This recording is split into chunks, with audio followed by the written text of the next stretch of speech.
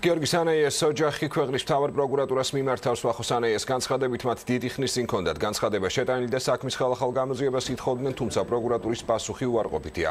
განცხადებაში წერია, რომ საქმეში არ არის მითითებული ახალი გარემოებები, რის გამოც პროკურატურა განაჩენის გადასინჯვის აუცილებლობას ვერ ხედავს. სანაიეს ოჯახის წევრების განცხადებით ეს პოლიტიკურად მოტივირებული მკვლელობა იყო და 12 წლის შემდეგ მაშინდელი შინაგან საქმეთა მინისტრის კახა თარგამაძის დაკითხვას ითხოვენ.